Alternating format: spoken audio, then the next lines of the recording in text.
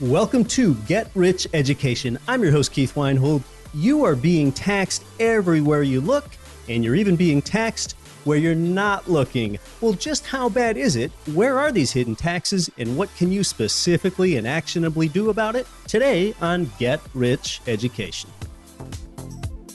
MC Laubscher is the host of the Cash Flow Ninja podcast and president of Producers Wealth. He is on a mission to help you achieve financial independence and freedom as soon as possible. He achieves this by integrating the infinite banking concept with real estate investments to increase your returns and recapture cash flow that you are not even aware of that you're losing. MC shares the #1 strategy of investors in his Holistic Wealth Creation course at yourownbankingsystem.com. Finally, Total Control Financial gives you checkbook control of your 401k and IRA money to invest in real estate. It's time to get your retirement money into your own checking account, but you've got to avoid the little-known tax that you'll pay with any self-directed IRA. Instead, it's time for the QRP. Learn more and get your free copy of the QRP book by text messaging QRP in all capital letters to 72,000. Get Rich Education is brought to you by Ridge Lending Group, Producers Wealth, Norada Real Estate, and Total Control Financial. You're listening to the show that has created more passive income for people than nearly any show in the world. This is the powerful Get Rich Education.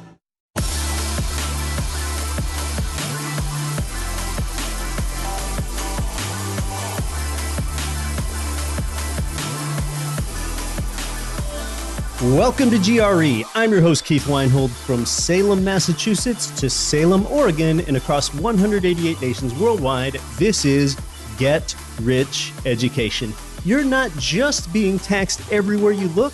Sadly, it gets even worse than that because you are also being taxed where you're not looking. Now, fortunately, if you invest in real estate, you've got access to some of the best tax shelters in the entire tax code, maybe the very best if you own income property. With some planning, you have the ability to not just defer your capital gains tax from the appreciation on your rental property, but because there's no limit to the number of times that you can do this, you just keep rolling your gain forward and forward and forward again over the years. With a 1031 tax-deferred exchange, you can basically live your real estate life 100% free of capital gains tax, just like I have since buying my first property more than 16 years ago. And don't forget to get a qualified intermediary involved in your exchange like early. Then as far as your rent income goes, it is exempt from Social Security and Medicare tax, and you usually need to pay those things with your W-2 job income. And then on top of that, typically a portion of your rent income is completely sheltered from income tax. It's that portion that's offset by depreciation. And of course, with that rental income of yours, you can shelter more of it as you can deduct many of the property's operating expenses. And that's something that you usually cannot do at your day job, though your day job might have some tiny tax deductions for things like uniforms or maybe union dues or items like that. Of course, to a real estate investor, if you keep $1 in your own pocket that does not go to taxes, you know how to leverage that dollar. You have that knowledge. So I contend that $1 is worth more to you because it has more potential than it does in the hands of a mutual fund investor that doesn't know how to create leverage or cash flow. Now, here at GRE, we are all about don't live below your means, expand your means. Rather than focusing on cutting expenses, it is more powerful for you to increase your income. Sure, but look, when your expense is taxes, well, you don't receive any additional quality of life benefit by paying more in taxes. So that's one expense of yours that we regularly discuss reducing. Now, Rich Dad Tax Advisor Tom Wheelwright has been here with us some 10 times to discuss maximizing your tax efficiency, largely through a real estate investor lens. But today, for a change, we're talking more broadly about reducing your taxes as a citizen and a consumer, because Of course, you are a citizen and you are a consumer before you are a real estate investor. So before we jump into that, I want to talk to you about some real estate markets first. Today, I am in Europe, and I'll be back home in the USA soon enough. In fact, today I experienced islands with palm trees on them here in Europe. Well, what's so unusual about that? Well, where might I be within Europe where there are islands dotted with palm trees? I think you're going to be surprised when I tell you that today I am in Locarno, Switzerland. How can that be? Isn't Switzerland landlocked? Yes, it is. But I'm here on the shores of 40-mile-long Lake Major, which has islands, and it's in just about the lowest elevation, southernmost part of Switzerland. In a straight line distance, it's not too far from the Mediterranean. So the climate is rather temperate, and yes, I am looking at palm trees here. Before we talk about U.S.-centric investing and taxes, let me tell you about an interesting economy and real estate market that I visited here in Europe just a few days ago. That was Venice, Italy. Yes, the famous canals of Venice, the city that has roads made of water rather than pavement. My wife and I rode the gondola and all that. It was great. Well, that's the kind of stuff that you see. But what about the Venice that you don't see? Now, it was my first trip to Venice, Italy, and I learned some more about it. It is fascinating. For one thing, Venice floods more than it used to. That means that the renters on lower floors pay lower rents to their landlord than the renters do on higher floors. Renters on lower floors, they have to panic when they hear the citywide flood alarm and need to quickly move their belongings. With these increasing incidences of floods, renters and residents are increasingly fleeing the city, moving out, leaving Old Venice. I also saw some construction there as I was walking around, some pile setting where they're driving foundations. My tour manager tells me that much of Venice is built on wooden piles, many of them which are nearly petrified in place underground. Now, is Venice subsiding? Is the Venice real estate market literally sinking into the saltwater lagoon that it was built upon? Well, some say that Venice subsides 1 to 4 millimeters per year. Other evidence refutes this, or it says that the subsidence has stopped. But you see, subsidence and rising water levels are two different phenomena. There is more evidence that the water level is rising in Venice, and that's why renters and residents increasingly are getting flooded. It's not so much due to subsidence. I visited the lowest point of Venice, and looking at a construction site there, I could see where water had risen up from underneath, and it was less than 8 to 12 inches from the concrete surface there. Venice residents live in such an interesting economy. Since there are no roads in the conventional sense, there's an ambulance boat. There are pizza delivery boats. There is a dedicated laundry boat, trash boats, a UPS delivery boat, a DHL delivery boat. And that's how you get around. That's how the Venice economy moves. Instead of a bus stop, Venice has floating boat stops. The city is 118 islands, and it's connected by some 400 bridges. Without cars, a lot of everyday consumer items need to be hand carted into businesses and residences. Boxes of pasta or paper towels or shoes, everything. And they get loaded onto a hand truck and then delivered by 1 or 2 humans by hand on these hand trucks in these narrow Venice alleyways. And then days later, when the trash is generated, it needs to be hauled out by hand again. So everything is pretty expensive in Venice because you have to effectively pay for this less efficient labor. In fact, even using the public restroom costs €1.50, which is about $1.75 US. Some of Venice's side canals are as shallow as 3 feet deep, and you can watch laborers load up these tiny little barges with cargo that move around the city. So if you have not visited Venice, Venice, Italy is a fascinating place to visit, and you should go sooner rather than later because as frustrated, flooded out residents move away and more tourists come in there, Venice could soon become just more of a wildly overpriced theme park, so go check it out. And since we're talking about taxes today and I'm vacationing, I want to tell you that I do not cheat the system. I've been in Europe for nearly 2 weeks now, and I'm not keeping any of my receipts. This is a vacation. It's not a business trip. I'm paying with a personal credit card or with euros. As real estate investors in the US, we have an embarrassment of generous tax advantages. I don't try to write off anything that is honestly personal, play by the rules. Remember, if you hear about someone else cheating on their taxes, well, now you and everyone else are basically the ones subsidizing them, and now you've got to pay for it somehow. Pay your taxes, be honest, but take every last deduction that you legally can. And we've done shows on how investors can deduct travel expenses in the past year and what the minimum amount of hours you need to devote to a business activity in one day in order to get the write-offs and all of that. Now, I've got some news. Back in the United States, we have opened up 2 new cash-flowing real estate markets, Chicagoland and Tampa Bay, Florida. Now, as America's 3rd largest city, Chicago, Illinois is truly a world-class place, big businesses, broad economy. But you probably read in the media about the fiscal problems that the state of Illinois has and how that's transferring the burden onto the taxpayer and those Illinois property owners paying higher property tax. Well, the reason I say Chicagoland is that this turnkey provider deals with property in the Chicago metro, but on the Indiana side of the state line where there's some tax relief and a lower cost of living.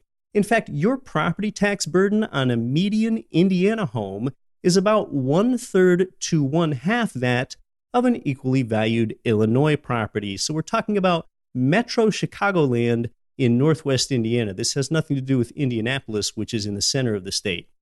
Rent-to-value ratios in these Northwest Indiana submarkets are fully 1% for a lot of these rehabbed, tenanted, and under-management properties that you can buy there in Northwestern Indiana. We're talking about $1,200 rents for $120,000 properties, something like that. Then in Tampa Bay, Florida, gosh, that is a market that has been thriving. Cash flowing real estate investors should love Tampa, Florida, as the area's population growth is double the U.S. average. Tampa has a low unemployment rate and a low cost of living. As I've mentioned on a prior show, Florida is the only state east of the Mississippi with no state income tax. Property taxes are low. Business sectors are diverse in Tampa. In fact, Tampa is the #1 relocation destination for professionals. That's according to the NAR. They've got a great climate with some of the best beaches in the USA. Florida is a landlord-friendly state. And these Tampa submarkets, which are in places like Newport Richey, Florida, they have rent-to-price ratios of about 0.8% to 0.9%. I have visited the provider offices earlier this year in Tampa, and then I walked inside the properties myself. And I'll tell you that the market, the team, and the product all impressed me there in Tampa. These guys get it. And compared to most turnkey markets, appreciation has been stronger in Tampa as well. Now, I know that inventory has been really tight nationally, and these 2 providers do have inventory right now. But don't jump into anything too quickly. Do your due diligence first. But you can get a look at Chicagoland and Tampa Bay property by visiting, of course, GREturnkey.com. GREturnkey.com is where you can read a report and connect with income property providers in investor advantage markets.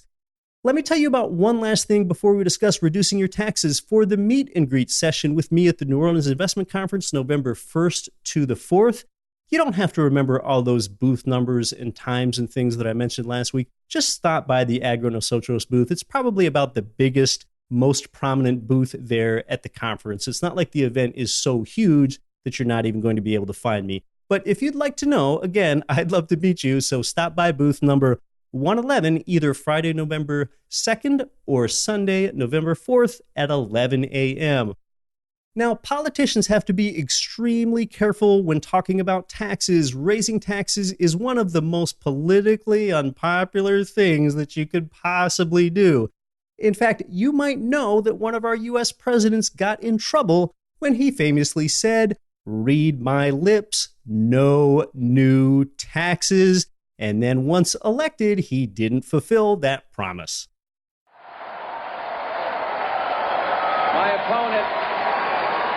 My opponent won't rule out raising taxes, but I will, and the Congress will push me to raise taxes, and I'll say no, and they'll push, and I'll say no, and they'll push again, and I'll say to them, read my lips, no new taxes. Yes, that was George H.W. Bush, the first Bush president. It was at the 1988 Republican National Convention where he said that. Things could have been somewhat out of his control, but he didn't uphold the promise, and consequently, he was not reelected to a second term. So then how do presidents and bureaucrats raise taxes? They hide them from you, or instead of calling them taxes, they just give them a different name, like licenses, or they'll just call them fees. So we're going to discuss real estate taxes, but we're also going to do something different and go more broad and talk about the taxes that affect you, whether you're a real estate investor or not. And as you're going to see, our guest today does an amazing job of exposing all these small hidden taxes that you pay and how their cumulative effect impacts you.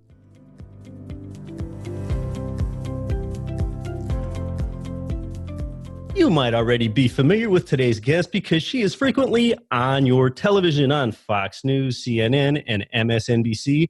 She's also a regular columnist at the publication The Hill. Earlier this year, she authored the popular and well-received book called How Do I Tax Thee? A Field Guide to the Great American Ripoff. She was born and raised in rural New Hampshire. Today, she's based in New York City. That's her hometown. Welcome to Get Rich Education, Kristin Tate. Thanks for having me on, Keith. I'm excited to join your show. It's so good to have you here. Kristin, it's interesting. What we as Americans spend on our housing, food, and clothing combined is actually still less than our annual tax bill. So basically, taxes are more costly than food, shelter, and safety. In fact, I've read that Americans are going to pay roughly 20% more just in their federal, state, and local taxes than they do for their housing, food, and clothing combined. And that's from the Tax Foundation. What are your thoughts? That's absolutely right. And a lot of people don't realize that when we talk about taxes and when we have these national discussions about taxes, people kind of tend to hyper-focus on income taxes. Right. Which I would say are way too high. I mean, that's my personal opinion. But what a lot of people don't realize is that income taxes actually make up less than half of our personal tax burdens. So when you add all of the other taxes that we pay to the income tax, you're absolutely right, Keith.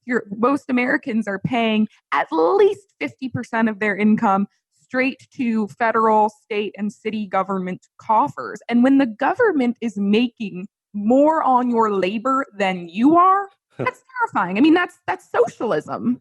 So I wrote my new book, How Do I Tax Thee?, to expose all of the other ways that you're getting taxed on a daily basis beyond the income tax. I think a lot of Americans might rationalize that, well, I don't live in a state income tax state, and maybe my federal income tax rate is 25%. So I pay property tax, that's a few more percent. So yeah, maybe 30 cents of every dollar goes to taxes. I think that's what some people rationalize, but they're just not thinking about it. I mean, you're not only being taxed everywhere you look, I think you're going to help tell us you're also being taxed in a lot of places where you do not look. That's exactly right. So my book deals with this tax I call the stealth tax or the hidden tax. And these are taxes that are really embedded in everyday purchases and transactions. And they're confusing because often they're not called taxes. Right. The government will call them fees or charges, surcharges, and they're tacked onto your bills. So for example, cell phone bills are just ridden with these hidden taxes, but they're disguised as important sounding fees. I'll give you a great example of that. Next time you get your cell phone bill, take a good look at it. Almost all of them called the 911 fee. When you see that, you think, okay, well, I don't really know what this is, but I assume it's a fee that's going towards something related to emergency services like 911 calls. So I don't really like paying the extra money, but sounds like a worthwhile cause, right? Well, in the 1990s, when this fee was tacked on to cell phone bills, the money was going to upgrades to 911 systems, but those upgrades were completed in the early 2000s, and guess what? The 911 fee was never removed. It is now an actual tax. So you pay the 911 fee, and the revenue just goes straight to the state government coffers where government bureaucrats can spend it on whatever they want. So that's an example of, this sort of nebulous sounding fee that's really just a tax disguised. So my book shows readers how to really identify a tax when it's not called a tax. This is so interesting. You bring up the example of the 911 tax. Now, this might be a relatively minor tax in your phone bill, but something interesting here that applies to much bigger taxes in your life, I think, is this whole aspect of as soon as a consumer and citizens get used to paying a new tax, they're just going to keep paying it, and it doesn't need to be removed because it's just kind of off the radar. So once they pay it, they just continue to pay it, even though that revenue might actually get siphoned off to a different place than where it was ever intended. You're right. The 911 fee is a small tax, but it's like death by 1,000 cuts, right? Right. Every time you pay a bill, every time you pay your rent, every time you go to a restaurant, fly on a plane, go see a movie, go to a sports game, get drinks at the bar with your friends, anytime you do anything, essentially, you are taxed. So all of that really does add up to some significant funds. I found that every year Americans pay $656 billion in hidden taxes. So this is some significant money we're talking about. And sure, each individual little tax is not much, but you add it up, and again, these types of taxes end up costing us more than the income tax. Let's talk about some of these bigger taxes then, with some of these everyday essential items that humans need to live. I'm talking about things like housing, food, clothing, transportation. I mean, just within housing, property taxes are a substantial tax. Every time you go and rent a hotel, there are substantial bed taxes and other taxes. It can be said that renters are effectively subsidizing property tax for the landlords. So just tell us about some more of those housing type of taxes. Sure. So in my book, I deal with this phenomenon that I call taxation through regulation. And that happens when the government puts burdensome regulations onto property owners, and those costs get passed down to renters, or if you own a house, to the owner. My father is actually a landlord up in New Hampshire, and he deals with this all the time. State and federal governments will put in place these sort of onerous regulations that really have nothing to do with anything productive. And yet it increases the costs for people like my father.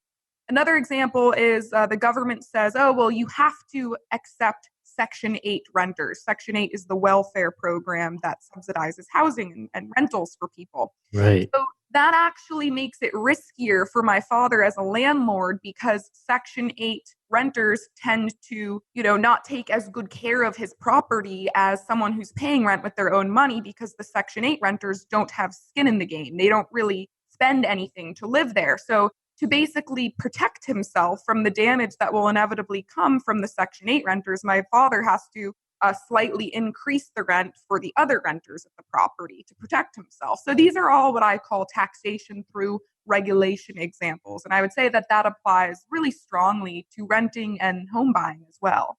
Yeah, that's right, because now those other renters are effectively subsidizing the Section 8 renters. In multiple ways, by the way, because we're subsidizing them through our income taxes, which is providing the money for the Section 8 vouchers, but then also the renters are paying more in their rent to sort of give my dad, the landlord, a cushion.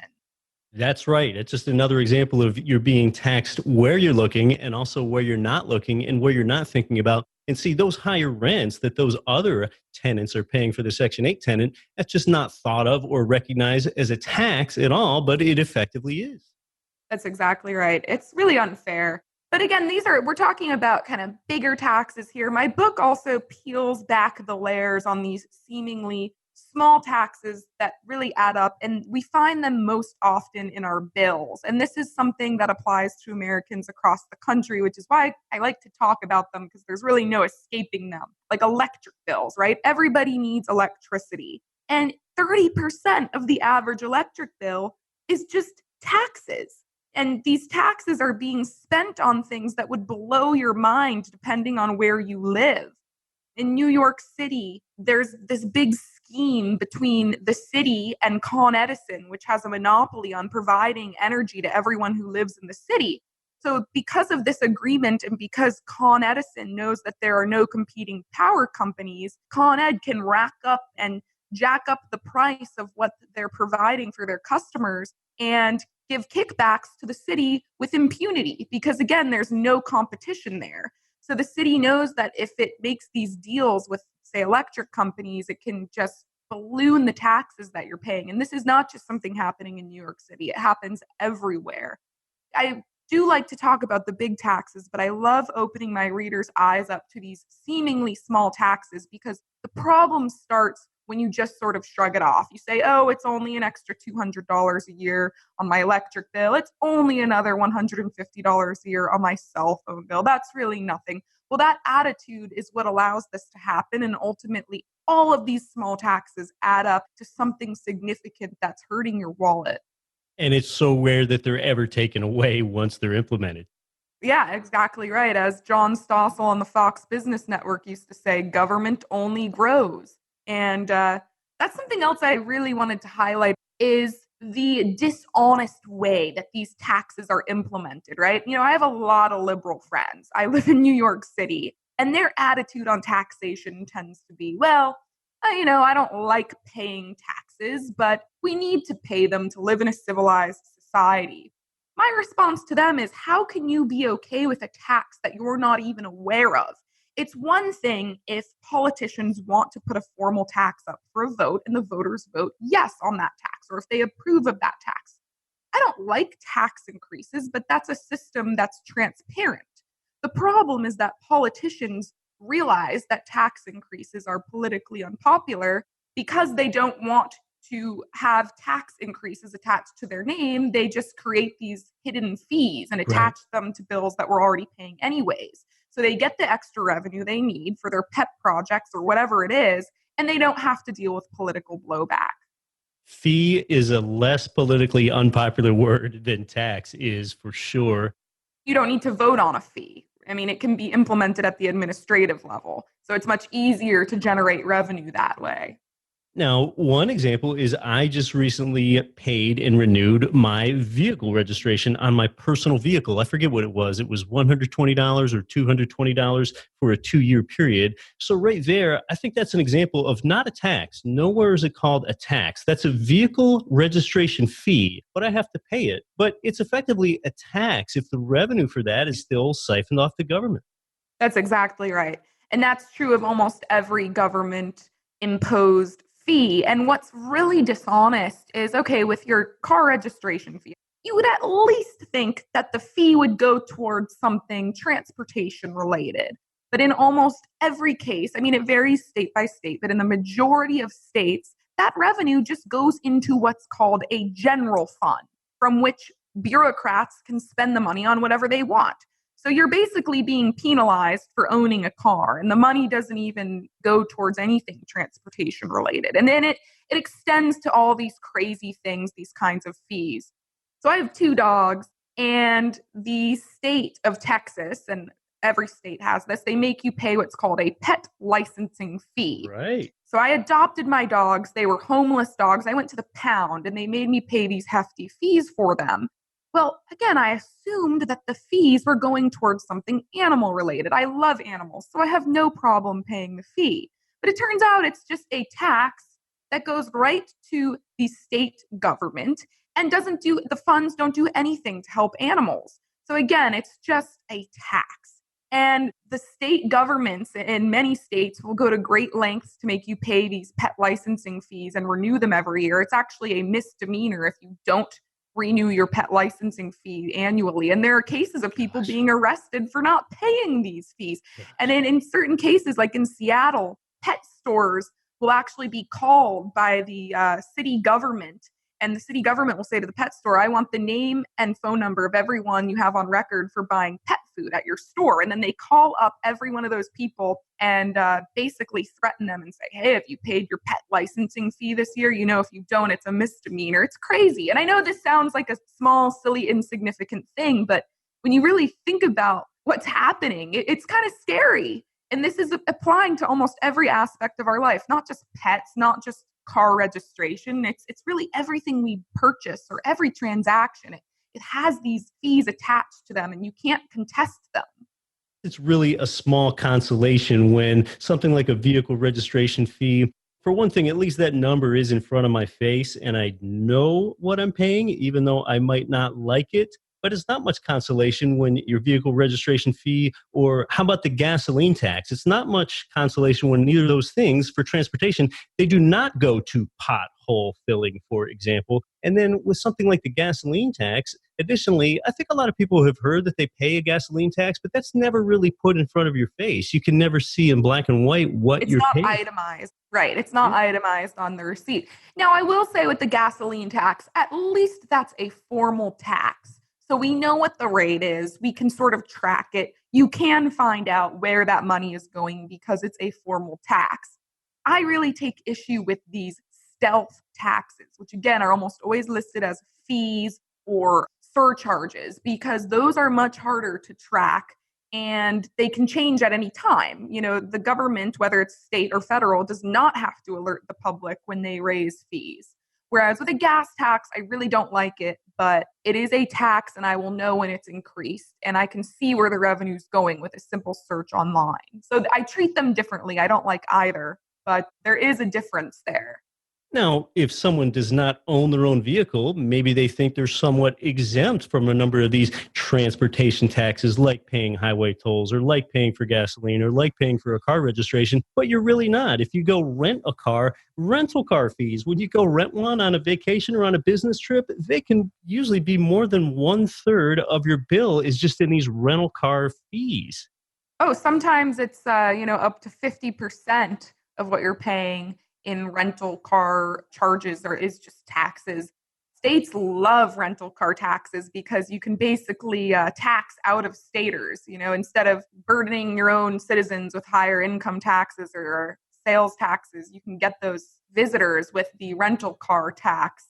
And my book outlines some crazy ways that states have spent this revenue. In Florida, they built like a whole sports stadium just on rental car taxes. So, you are not exempt from these transportation fees and taxes if you don't own a vehicle. Yeah, and a transportation fee, that just doesn't have anything to do with translating to a new stadium for the Miami Marlins or something. Right, exactly. It doesn't add up. Someone else that doesn't own their car, I mean, if they take the New York City subway or if they take an Uber, I'm sure there are hidden taxes in places like that.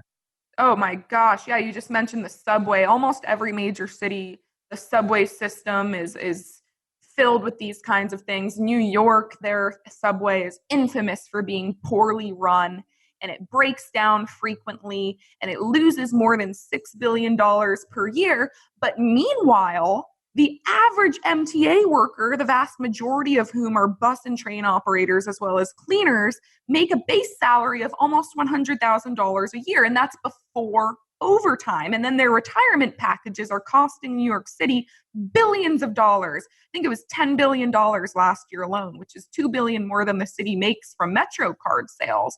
So because the city can't rely just on Metro card sales, the city actually implements MTA taxes on cab companies, utility companies, and cell phone providers that are passed down to consumers. So to simplify, what I'm saying is that even if you never take the MTA subway in New York City, you are subsidizing it by taxes slipped into your cell phone bills, built into cab fares, and in almost every utility bill that you pay. It's a total scam. And again, this is not just New York that's doing this. San Francisco does something similar, as does Boston and Chicago. So if you live in a big city and you do not take the subway, I guarantee you are subsidizing it through other taxes. Gosh, that's just astounding. And, speaking of transportation, I just recently bought 2 plane tickets for a recent international trip. So I spent a little bit more on the plane tickets than usual for my wife and I. And I just looked, the prices for the 2 tickets were $3,500. I'm just rounding off. And then the taxes on top of that were over $500. So it was about a $4,100 total. So I figured I was paying about a 12% tax rate right there. But I know it can get substantially worse than that, even within transportation taxes. Oh, yeah, you bring up plane tickets. 25% of every plane ticket goes directly to the federal government.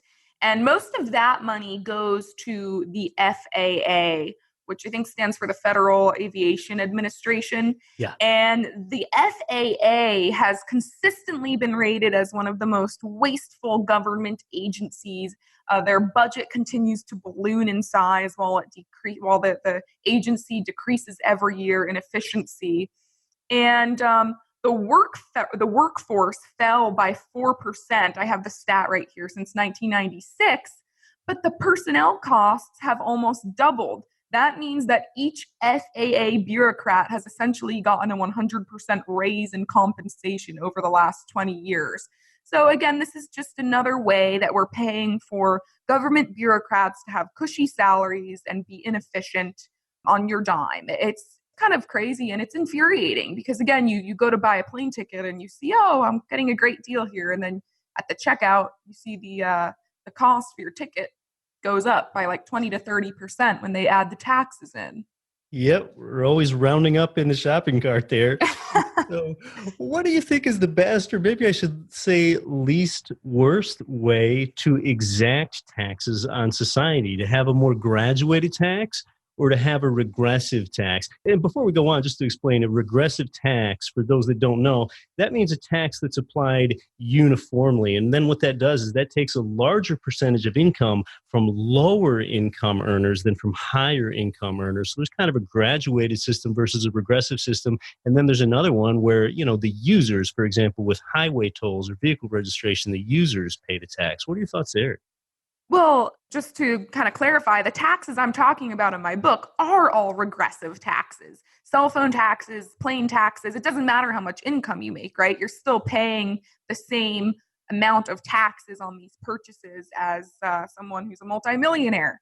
So I argue that these sort of stealth taxes and embedded taxes actually hurt poor people more than they hurt the wealthy because, if you're making $200,000 a year, an extra $1,000 a year in hidden taxes really isn't a huge deal to you. It might be annoying, but you're going to be fine.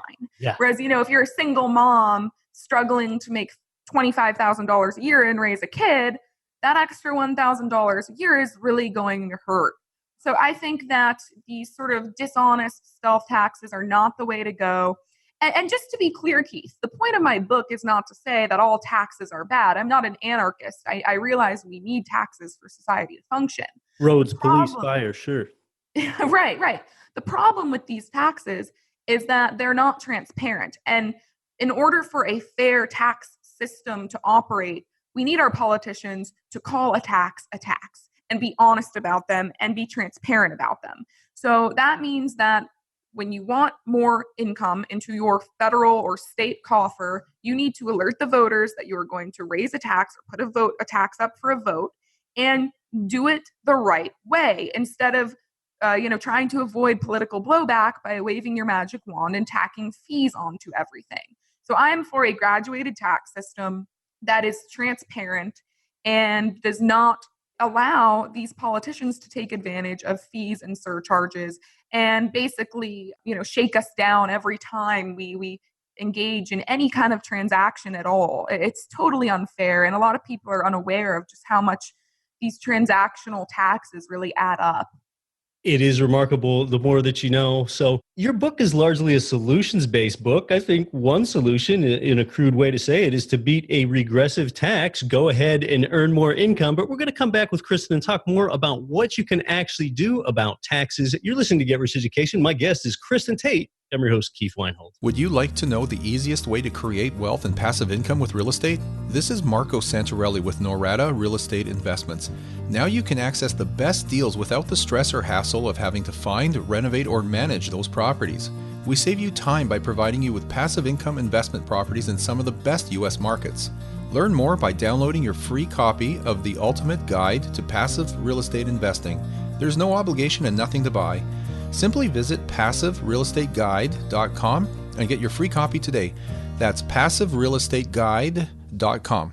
For a real estate investor like you seeking an income property loan, go to Ridge Lending Group, NMLS 42056. Over the years, you've heard President Chaley Ridge generously devote her time to you here on the show as a guest. Ridge provides investment property loans in most U.S. states, and you're going to find out how they've helped more people realize their dreams of real estate financial freedom than any other mortgage lender in the entire nation when you get started at ridgelendinggroup.com. This is Rich Dad, Poor Dad, author of Arvin Kiyosaki. Listen to Get Rich Education with Keith Weinhold. Don't quit your daydream.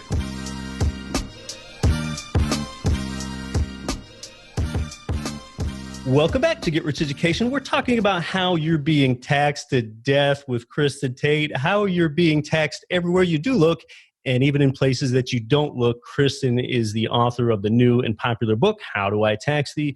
Kristin, we are predominantly real estate investors here. And, you know, with real estate, you can shelter a lot of your investment gains. A lot of real estate investors still aren't doing that. But let's talk to us about taxes on investment gains, whether that's in the stock world or the real estate world. We're talking about things like capital gains tax, tax on dividends, rent income, and so on. Sure, yeah. So my book focuses more on these sort of everyday purchases and how you're taxed in smaller ways every day. But no, Keith, you're absolutely right. My father is a landowner and a landlord, and he helped me start investing my own money from a very young age. And it's so infuriating, you know, because you try to do the right thing and save your money and invest your money. And it's like every time you do something productive in the economy, the government needs to get its share. And I've experienced this firsthand with my own investments. Again, every time I try to move funds or if I want to take risks with my money, the government needs to get its hands involved. And it's just so discouraging. But I do have some small solutions for avoiding these sort of everyday hidden taxes that are hitting us on our purchases and our sort of everyday bills and transactions. Yeah, and some of these are just really crazy examples, oftentimes limiting individual choice. Tell us about some of those. Many of them are sin taxes, but oftentimes those sins exact a cost on society, but yet there is a tax for these. So just talk to us about what society calls sin taxes. Well, sin taxes are taxes that are implemented to sort of change our behavior in a certain way. So, I mean, we've been testing these sort of taxes throughout our history as a nation, of course, with prohibition, which was a horrible failure, and afterwards with our taxes on alcohol. But more recently, we have started implementing around the country these sugary beverage taxes. Right. And the bureaucrats who put these sort of taxes in place say it's because sugary beverages are bad for our health, so we want to deter people from drinking them. Therefore, we will tax them. And they always say, oh, we're going to put the revenue towards education. That's the most common sort of spending proposal that they have. Like in Philadelphia, they just implemented one of these sugary beverage taxes. They said to their voters, we're going to put all of the revenue we get towards pre-K education. So don't you worry, this money will be spent well. Well, guess what? Philly implemented the tax a couple years ago. Sugary beverage consumption has not gone down. There is no evidence of that whatsoever. And not 1 year have they put the funds towards pre-K. Gosh. Instead, they use the funds for budget shortfalls. And if you look at the Philly budget, almost half of what they're spending every year is going towards bloated pensions and salaries for public workers. Now, this is not to sort of beat on public workers, but it's sort of dishonest to tell the constituents that they should support the sugary beverage tax to help support pre-K and then just spend the money on wildly above market salaries for public workers. There is no evidence showing that this sugary beverage tax is making the population any more healthy. And meanwhile, it's really hurting businesses. So Coke had a big outpost in Philly, and they had to lay off a lot of their workers. It was pretty significant layoff. I don't have the number right here, but I want to say it was over 100 people lost their jobs just at Coke alone. And restaurants have said that it's hurt their business because they have to either buy the sugary beverage or they pass down the tax directly to their customers, and then the customers have to pay more. So it's just hurting business, it's hurting jobs, and it's really not doing anything to make the population more healthy. All that's been accomplished is the city budget shortfall was plugged and these bureaucrats get paid their above market salaries with the revenue. Yeah, when things are that opaque, there is just no ethics in that. Exactly. It's infuriating. And unfortunately, this is such a wonky and sort of weedy topic that a lot of people don't care. And so when these sorts of sugary beverage taxes are proposed in other cities, instead of actually pointing out what has happened in Philly and other places where it's failed, people just hear sound bites about helping education and being healthy, and they jump on board without fully recognizing what's about to happen to their communities. Well, let's talk about what people can do about this to get on top of this. And, we talk about the real estate investing angle enough on this. So every investor is really a consumer and a citizen before they're an investor. What can they actually do beyond the awareness and beyond advocating for more transparency in taxes?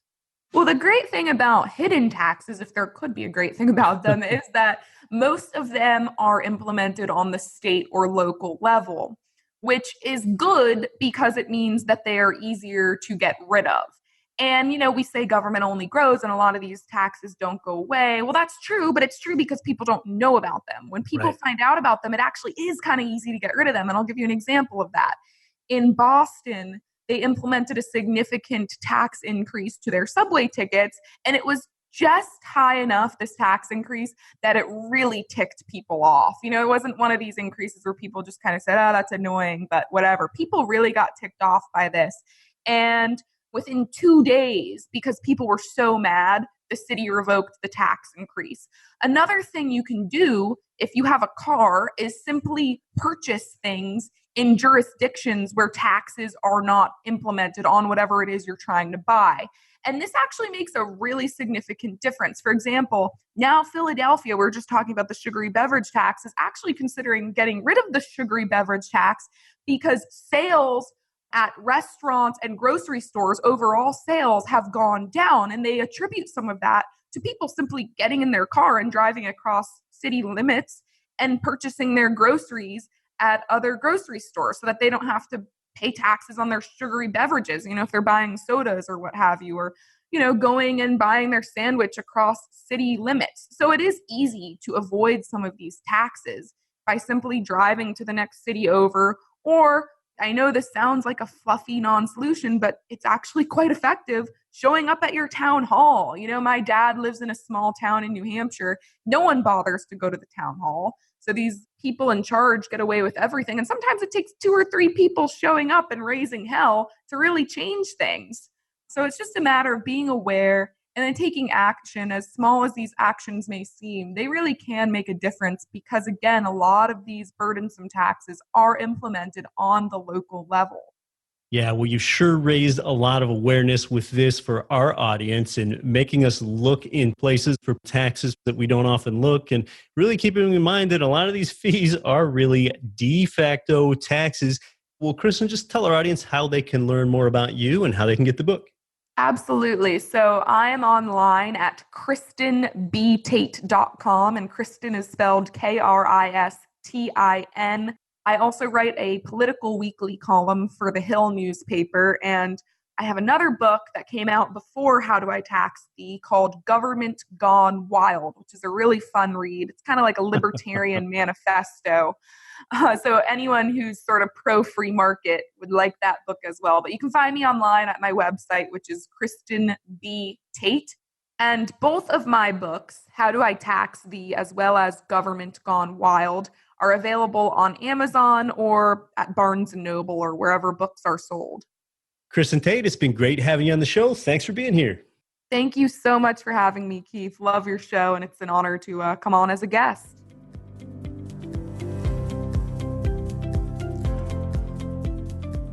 Robert A. Heinlein said, "There is no worse tyranny than to force a man to pay for what he does not want merely because you think that it would be good for him." Congressman Ron Paul said, "One thing is clear, the Founding Fathers never intended a nation where citizens would pay nearly half of everything they earn to the government." And it might be more than half of that now, Ron. Of course, it's almost cliche, but Benjamin Franklin most famously said, "But in this world, nothing can be said to be certain except death and taxes." Winston Churchill said, "We contend that for a nation to try to tax itself into prosperity is like a man standing in a bucket and trying to lift himself up by the handle." On the other side, Oliver Wendell Holmes Jr. said, "I like to pay taxes. With them, I buy civilization." Well, what's Kristin Tate say about taxes? Well, you heard it, and if you want to learn more, her new book again is called How Do I Tax Thee? If you enjoyed today's show, I would be grateful if you did a little something for me that takes less than a minute of your time. If you take a screenshot of your podcatcher and place it on your favorite social media platform, your Facebook or your Instagram or your LinkedIn, that would mean the world to me. Thank you for considering doing that. I'm your host, Keith Weinhold, and either way, I'm going to be back next week to help you build your wealth. Don't quit your daydream. Nothing on this show should be considered specific, personal, or professional advice. Please consult an appropriate tax, legal, real estate, financial, or business professional for individualized advice. Opinions of guests are their own. Information is not guaranteed. All investment strategies have the potential for profit or loss. The host is operating on behalf of Get Rich Education, LLC exclusively.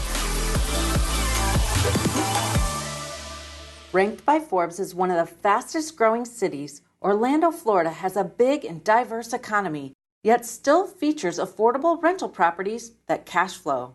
Our boots-on-the-ground turnkey provider, Greg Bond, wrote a special report to help you discover the amazing market of Orlando. Request your free copy today. Visit GetRichEducation.com/Orlando. That's GetRichEducation.com/Orlando. 71% of Americans aren't saving enough for retirement. It's going to get worse as people live longer, and you need to start thinking differently. But you can't lose your time. Real estate is the investment vehicle that's made more ordinary people wealthy than anything else. Keith Weinhold of Get Rich Education is host of one of America's top investing shows, Disrupting Wall Street. He's an international best-selling author, a writer for Rich Dad Advisors, and has been an active income property investor since 2002. He has created thousands in passive monthly income for countless followers, and now he has a free book, The 7 Principles for Creating Wealth in Your Life. Get your copy now at GetRichEducation.com/book. That's GetRichEducation.com/book. Because invest in what produces income for you now and later. Sign up now at GetRichEducation.com/book.